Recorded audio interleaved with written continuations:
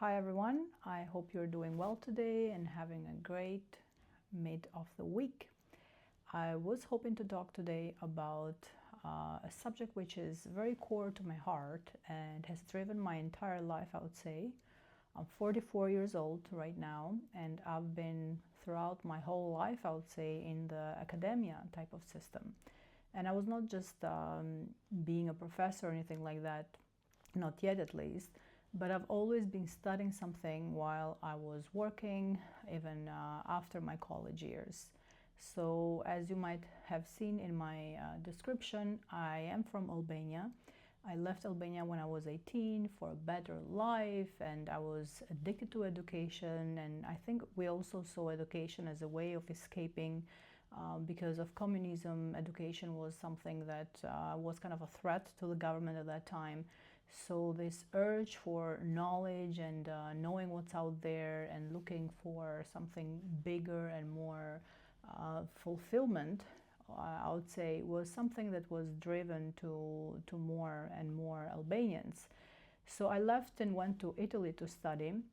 I chose to do business school. I was really good in math, but also was always the type of organizer and always a person to put other people together as a student ambassador my entire life.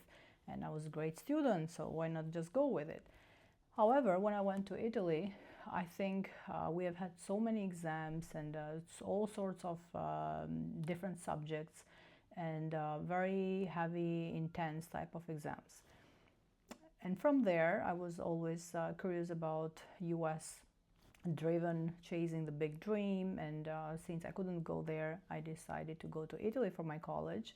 But then that stayed in my head, and even if I started working in Italy, I still found a way to go to US for my MBA at that time. And then after that, I went through organizational leadership masters because I saw some subjects in organizational behavior that felt really core to me, and I felt these type of subjects were not studied in Europe back in the days. And many times you just study something and retire with it. Like this concept in Europe was pretty stuck on everybody's hand. You would study something, have 30, 40 years of work experience in that, and then retire and finally live your life, which it's something that I haven't been thinking of as I was going through that process. But then as I was sitting on these other classes that I was also volunteering to another roommate of mine, which was following this program in organizational leadership, I felt that there is something more to an expected life and this straight line of living. And from there, I did this master's, and it was interesting to me that the chair of that program told me that when you're done, you're gonna feel very, very confused to what are you going to do with this master's. Like imagine me as an immigrant throughout my life, not having a lot of resources, and putting all I had and even putting myself in debt to chase these academic titles. And for me, it was an urge to know more, but still, there are titles at the end of the day because you couldn't guarantee a job with a master's in organizational leadership. And that's how it was. Like I ended up finding a really good job, but not because of the master's altogether. And I started with zero experience in that industry and was lucky to stay a couple of more years in US. And when I came back, I felt like I was overqualified here in Albania. There was no job career in my field. However, the other thing that I noticed after coming back after 20 years is the struggle that I had to go through at an identity level. As I said, I couldn't fit here from a cultural perspective anymore. I felt like I had outgrown the country itself. And anytime I started a job, most of the time I couldn't fit with the leadership type. I studied leadership from a core science, so starting and working with companies where people, some of them were not acting as true leaders, not caring about people.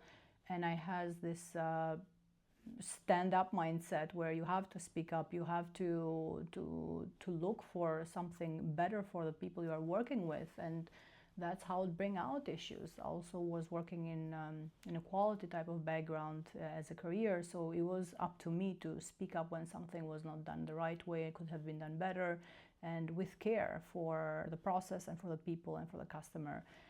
And I felt like so many people in these corporate jobs were so unhappy. They were just sticking with it. They're staying just because of this salary or a title, or how it look bad maybe in their resume if they just quit, and they're struggling so much internally, and they didn't all have a way to deal with this burnout and struggle, and maybe looking at different options to live their life, which was more fulfilling.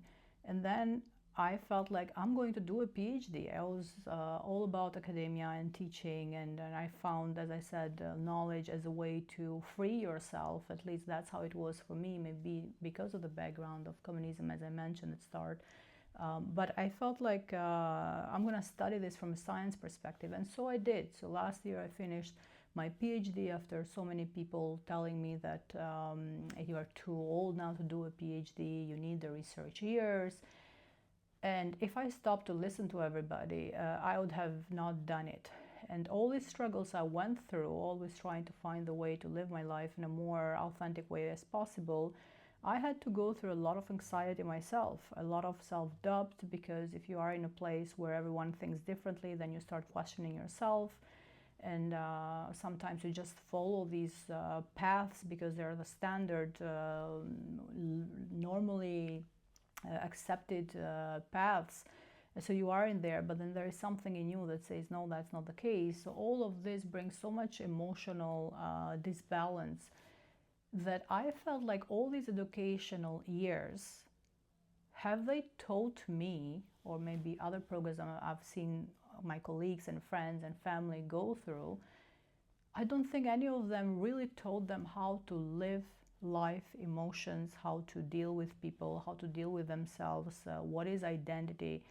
And I don't think we should waste all these degrees, but at the same time, I feel like we should question them. I feel like I shouldn't be at 44 to start learning how to deal with my emotions and how to deal with struggle, and where do I find my self-confidence, which it was natural to me, but to some people who I've met, it was not like that. And I don't think it's fair. I don't think even the investment that's done, and this is coming from somebody who, if you spoke to me a couple of years ago and you told me I'm just not going to school, I would be like doing anything on my hands to convince you otherwise. And I'm not saying you should not go to school, but I'm saying that if your program is not bringing these life skills, you need to find them somewhere. You need to look for it, because it's the dealing of life itself that's going to help you actually be where you want to be and live in a more healthy and well-being lifestyle, in a more alignment with what makes your heart pump. And some of these programs, I don't know, I hear many people talk about different theories about these educational systems. They're just a way to keep us brainwashed and keep us just structured in a certain way, so we don't question things, we just follow, and maybe just a waste of investment for us and enrichment for some others. But at the same time, I am not so okay with that, because I've seen many people here in Albania. When I left, it was post-communism, so it was very chaotic. And when I came back, I did see that some of the people who were living in the mountains or villages, and they didn't even have a school nearby. They would have to walk for 2-3 hours to go to school. And those people moved to the city when democracy came. And after I came back 20 years later, I saw that many of them did not go through schooling.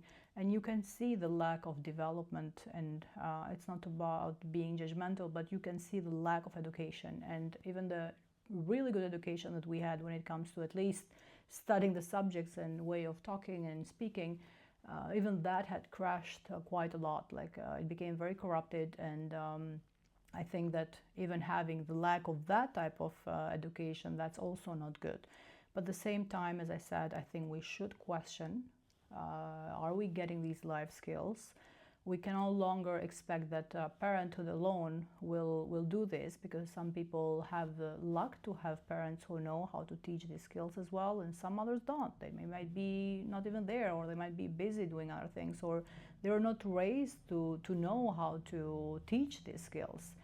And yeah, take yourself to nature, take your kids to nature, and look for courses or look for mentors, and anything that will bring you a bit closer to what you want and makes you feel a fulfilling life. Because I think we all know internally if there is something off, and lately I have been feeling that. So I got the PhD and then I was like, so what? Even though I didn't do it for a title, but I didn't feel it's why I did it. I did it for helping people and helping them feel and live a better life, and not only to give them a grade and go out there and write a paper that not many people would read. Because let's be honest, if you are an academic, you write a paper, you know who's going to read it, other academics who might just go through the academic journey, that they have to maybe cite your work or things like that. But it's not going to be,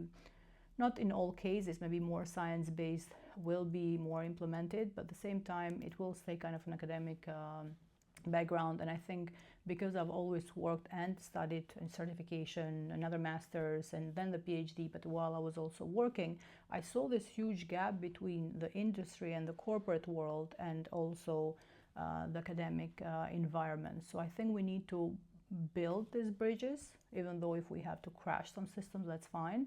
But that is the only way to really allow ourselves to be human. And to be human in our holistic way of living, we need all of these skills. And right now, I'm sorry to say, our educational systems in different countries I've been living, and I've lived in 5 countries, they lack that. They lack that. And it's sad to see, because I had to learn the hard way. And I don't want to be ending up being 60 and 70 and then coming when making these videos and say, oh, I wish I knew this. That's why I'm making these videos now. I might not be too young, but at the same time, I don't want to be all the way there and say, oh, you another generation, I wish you knew this. I want to prevent having to wait to live my life until I retire. Even these corporate worlds, I feel like they're so messed up. And I don't want to blame anyone, but I think we need to start questioning. We need to look for places where we feel better. We have to look for our own happiness. And when we do this and we speak up to that, I think these systems will crash themselves, because there will be no one to sustain them and hold them and make them feel that they're okay to be that way. And unless we do it for ourselves, we're not doing it for others either. Because if we do it for ourselves and many more people do it for themselves, then we have a community uprising. So I really hope you do look for more in any system that you are at, and help this movement, I would say, for happiness and well-being. Until next time, take care.